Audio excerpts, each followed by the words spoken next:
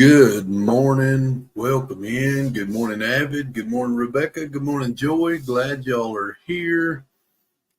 It is October the 23rd, 2024, and we're going to be in Proverbs 23 that syncs up with that date of October the 23rd.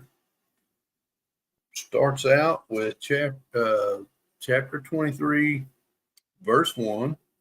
When you sit down to eat with a ruler, consider carefully what is before you, and put a knife to your throat if you are a man given to appetite.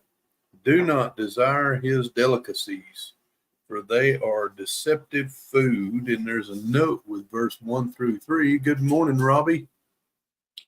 Welcome in. The note there says, put a knife to your throat. Means to curb one's appetite or control oneself, especially in the presence of the prestigious host. God's people should not be deluded by wealth or drawn in by the wealthy. I think that's all the note it is. Verse 4. Hold on. Hey, Scotty, welcome in. Glad you're in here. Verse 4, do not overwork to be rich because of your own understanding. Cease. Will you set your eyes on that which is not? From riches certainly make themselves wings. They fly away like an eagle toward heaven. Verse 6 through 8 has a note. Do not eat the bread of a miser, nor desire his delicacies. For as he thinks in his heart, so is he. Eat and drink, he says to you, but his heart is not with you. The morsel you have eaten, you will vomit up and waste your pleasant words. And the note there says, who people are is not ultimately defined by their words, but by their hearts. Even though a miser may say, eat and drink, his gift of sickening food exposes a selfish, stingy attitude within. Back up to verse 9. Do not speak in the hearing of a fool, for he will despise the wisdom of your words. Do not remove the ancient landmark, nor enter the fields of the fatherless. For their Redeemer is mighty, he will plead their case against you. Apply your heart to instruction and your ears to words of knowledge. Verse 13 through 14 has a note. Do not withhold correction from a child, for if you beat him with a rod, he will not die. You shall beat him with a rod and deliver his soul from hell. The note says a Christian home is especially equipped to prepare a young person for life and eternity, and the reality of knowing God is in a personal way. Biblical parental discipline often paves the way for making a lifelong commitment to Christ in one's youth. Yeah, that is good stuff right there, y'all. Verse 15. My son, if your heart is wise, my heart will rejoice. Indeed, I myself. Yes, my inmost being will rejoice when your lips speak right things. Do not let your heart envy sinners, but be zealous for the fear of the Lord all the day. For surely there is a hereafter, and your hope will not be cut off. Verse 19. Let's see, verse 19 through 21 has a note.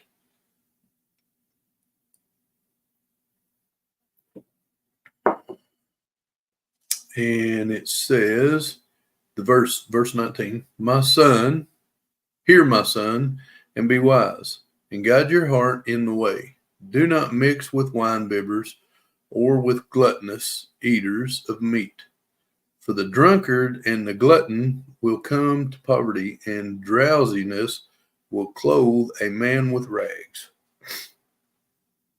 And the note says, wine bibbers, those who imbibe wine, is used here to typify people who will tempt and influence someone with good morsels to do wrong. Those who would lead one of God's children in addictive or detrimental habits should be avoided at all cost. Let's jump back in at verse 22. Listen to your father who begot you, and do not despise your mother when she is old.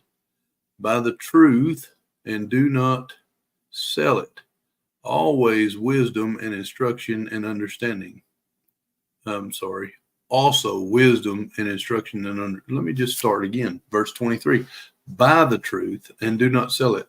Also wisdom and instruction and understanding. The father of the righteous will greatly rejoice, and he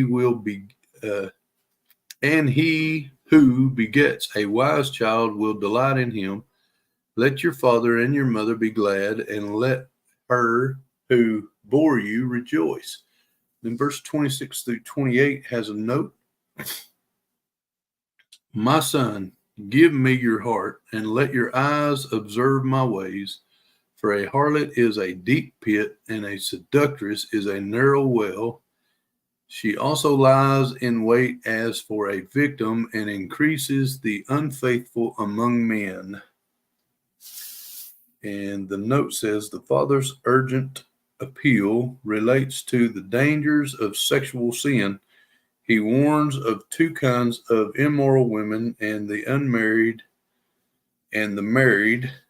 Sexual temptation is powerful with devastating consequences, and men are vulnerable in this area.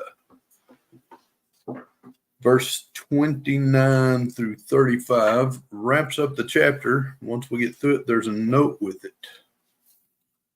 Let's see. Verse 29. Who has woe? Who has sorrow? Who has contentions? Who has complaints? Who has wounds without cease? Who has redness of eyes? Those who linger long at the wine, those who go in search of mixed wine. Do not look on the wine when it is red, when it sparkles in the cup, when it swirls around smoothly. At the last it bites like a serpent and stings like a viper. Your eyes will see strange things, and your heart will utter perverse things. Yes, you will be like one who lies down in the midst of the sea, or like one who lies at the top of the mast, saying, they have struck me, but I was not hurt. They have beaten me, but I did not feel it. When shall I awake, and I may seek another drink?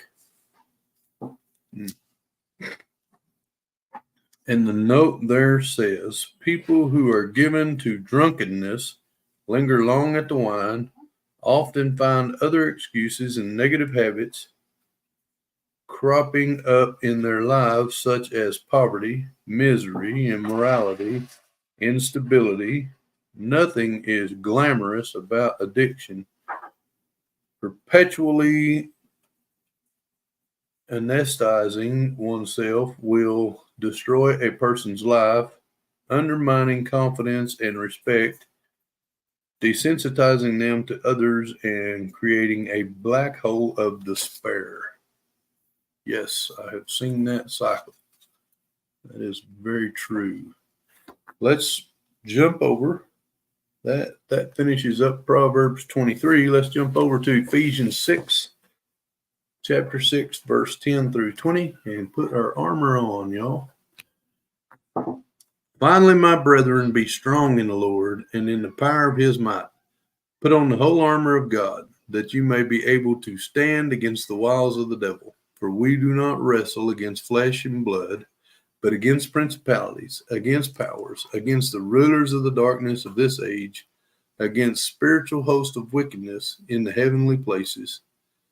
Therefore, take up the whole armor of God, that you may be able to withstand in the evil day, and having done all, to stand.